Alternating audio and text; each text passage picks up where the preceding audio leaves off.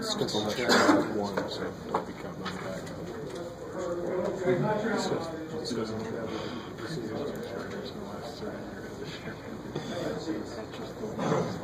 Yeah.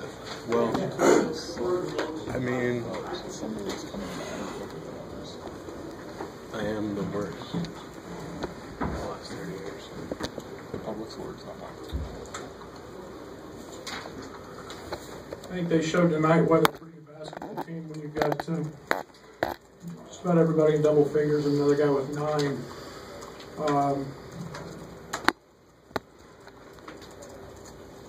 So much about what they do I like and I enjoy watching, and their balance is very good. Xavier Simpson, in my opinion, is the MVP of the league to this point, just simply because if you took him away from their team, you saw what happened when they took him out. We got after him pretty good. It was a really quick substitution. I thought we played well enough defensively tonight. I was really impressed with our guys' effort, our attentiveness to the scouting report. We turned them over 11 times in the first half. They turned it over 8.5 or 9 a game. And that's good enough to win. And the percentages were low. And yet we had some inconsistencies on the offensive end that we started the game, you start down 11-2, whatever it was, against the second-ranked team in the country, battling uphill. Makes it difficult. But I thought Io was absolutely terrific tonight on both ends of the court. Bird Dog and Simpson, and then offensively was great and made 2 spectacular plays with his blocks. But and it was nice to see a few balls going again.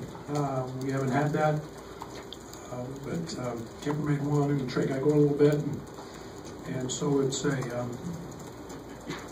tough night. I love this team. It's a hurting locker room again. They're in there fighting. Their spirit is great. We're not seeing the results on the scoreboard that we want, but there is growth, and we'll get back after it tomorrow. We'll show up again here next Wednesday when Minnesota comes. Question? Go ahead.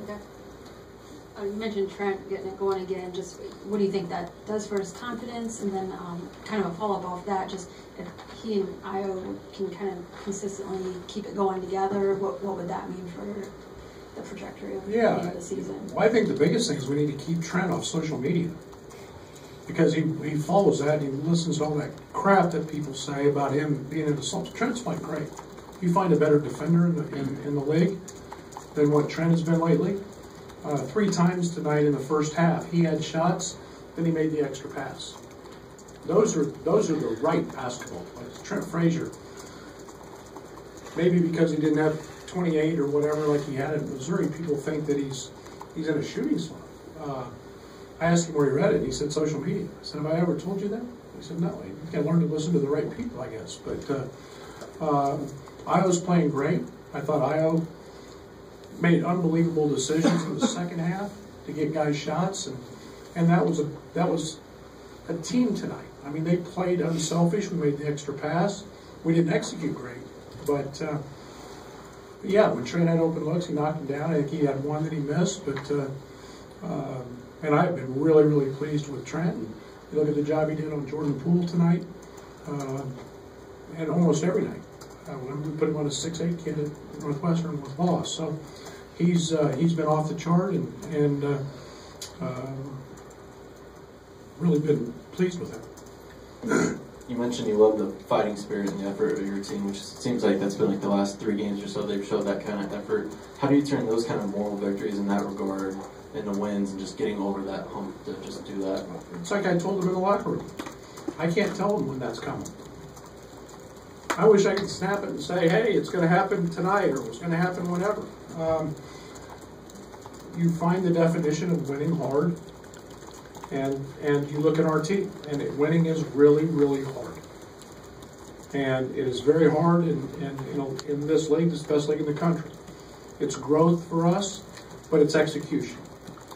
You look at the first 3 minutes of the game, and you look at the first 3 minutes of the second half, and then I don't care, I told our team, it didn't matter what we ran. When we ran it, we were really efficient. We got first cutter layups, we got second cutter post-ups. Michigan's a team that never fouls, we put some fouls on them.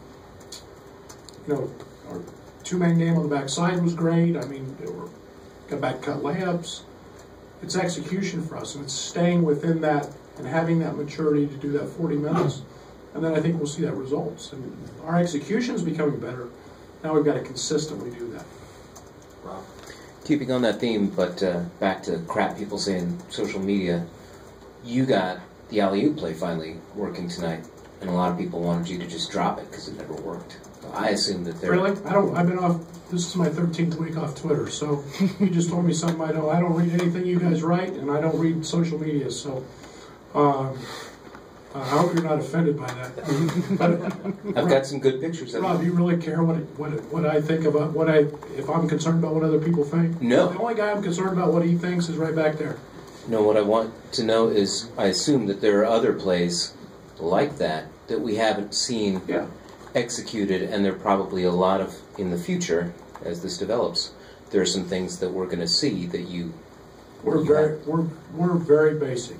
When we can become, we have a lot of similarities with Michigan offensively. Same set, a lot of the same actions, look for the same thing. The difference is you never see, very seldom do you see them make a call. It's all read-based. That's what we're trying to get to. And you see that now, those lobs, those first cutters, and you saw a back cut and a pass, and all those things are growing and developing. Do we have enough stuff in? I don't know. But we sure got a lot more options to keep going with, but we can't overwhelm them either. Back in the middle. Coach, you mentioned Xavier Simpson. You scouted him, last year, and then I guess for a game the year before when you were at Oklahoma State. I take it you've seen some growth, and he's become a bigger part of your scouting report. He couldn't play in the NCAA tournament game. We picked him at half court. He couldn't play, and probably shouldn't have played, to be quite honest, the way Walton was playing. But I think it's a testament to John's program. Look at it. Look at Simpson and his growth. Look at Teskey and his development.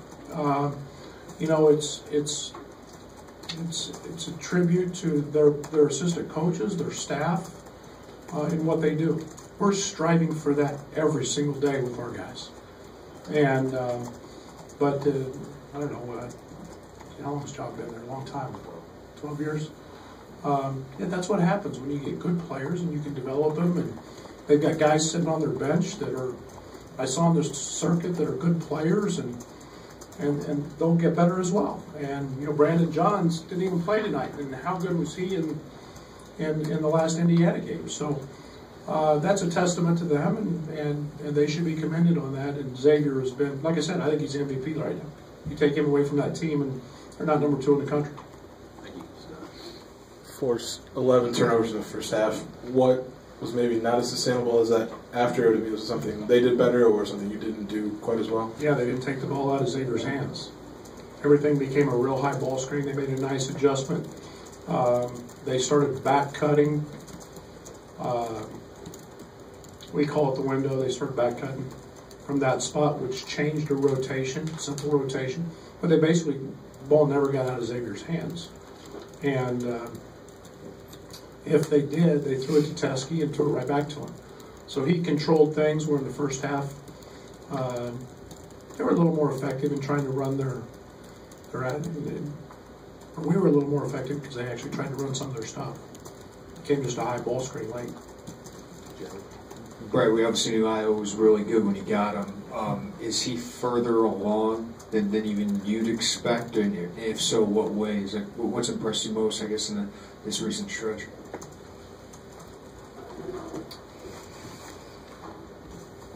I don't know, Jeremy. I thought he'd be really good. I thought he'd be really good because he's. If you know Iowa as a person,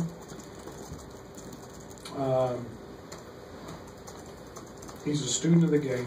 The best thing about Io that I've been the most impressed with, he's an unbelievable listener. So he thrives on it, gathering information and wanting to know. The sequence of games where he was missing layups, we challenged him to do other things. Go rebound. He had 9 rebounds in those games. So it's very seldom that you tell a guy to go do something and he does it at a really high level.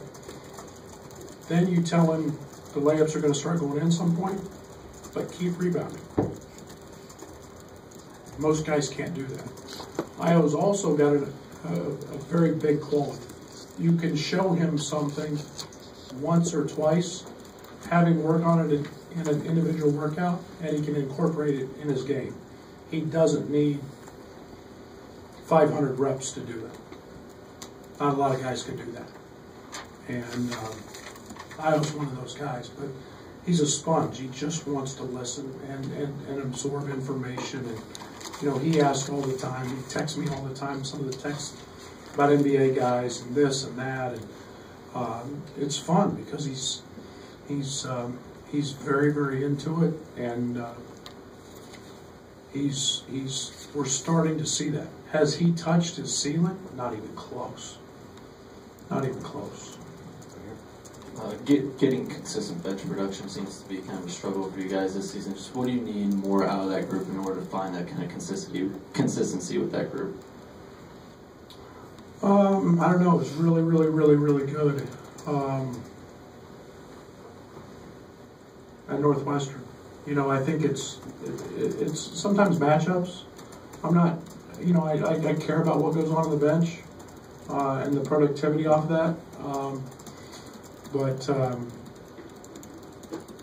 you know, we're young there. You know, I'm trying to get Tev and get him back in the flow, and yet you're still trying to win games and put your guys out there. You know, Tev and Allen are going to be really, really good. But it's with that's one of the downsides of our schedule. It's been really hard to get those guys in for extended periods of time to grow.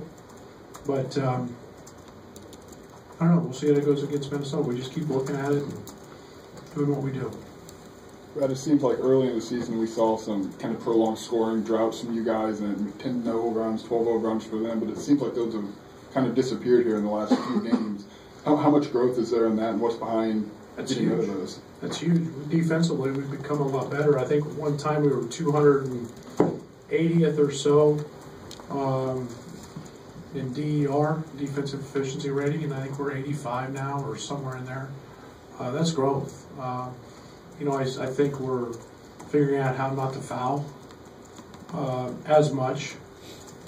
We still have a propensity of that. I think we're becoming more acquainted and better in line with our system and how we make our rotations and do those things, and those are all positives. Right. This team struggles. You've struggled getting to the line.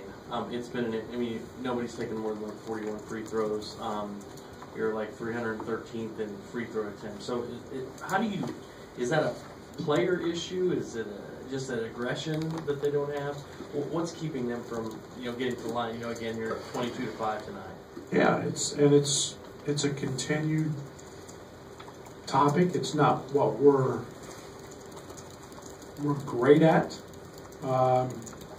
You know, our wings aren't your traditional just dribble drive guys. They're more catch and shoot. Yet, it's the simple plays. Brad and Kipper took a three tonight, got blocked. It's the driving of a closeout instead of taking contested threes. Those are the areas that we have to learn to drive the basketball. And you know, Dre drives it. He's very good at it. He's you know, Trent's slight. You know, I'd love to see Trent a little more reckless sometimes in terms of throwing his body around, but that's not him yet. And we keep doing it. DeMonte's the one guy who consistently drives it, but yeah, it's a pain in the neck not getting there. I know that, and that's something that I really want to do is be able to score. And we don't offensive rebound well enough yet to, again, get to the foul line, because 1 out of every 2 offensive rebounds ends in a foul. Far left here, Coach. I think going back to the NCAA tournament game, this is like the 3rd time going against John, and I wonder what your impressions are at this point of adjusting to the adjustments that they make at half. Yeah, he's one of the best at it. They do a great job. And it's always very, very easy and simple to make adjustments when you have veteran teams. It seems like every time I turn around, he's got veteran teams. I think this team is much different than that NCAA tournament team I faced. That team was really a catch-and-shoot team.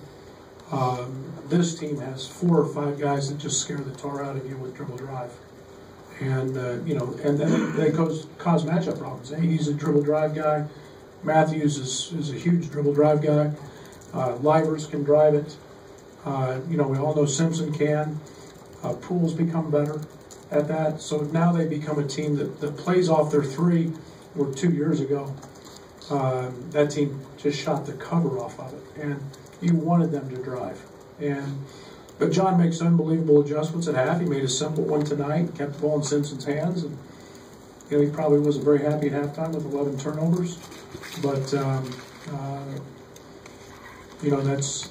those adjustments become pretty simple. You just said dive Matthews to the rim, he got a dunk, and they made a simple adjustment which changes your rotation, and you can do those things when you're a veteran old team. Derek? Coach, 13 of Michigan's 15 shots, baskets in the second half were dunks and layups. I know as a whole you liked your defense tonight, but what does that particular spot tell you? Well, I always try to balance that a little bit with forcing turnovers. When we didn't do that,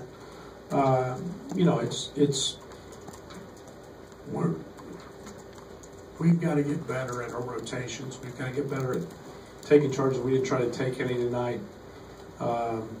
We don't have that elite shot blocker there yet, which changes some of that. But I won't make too much out of that. We'll continue to get better than that. I didn't think they could beat us with 2s. They're a scary, scary team when they start making 3s. And I'd rather him dribble, drive, and shoot 2 than start banging open 3s. Okay. Thank you, Coach.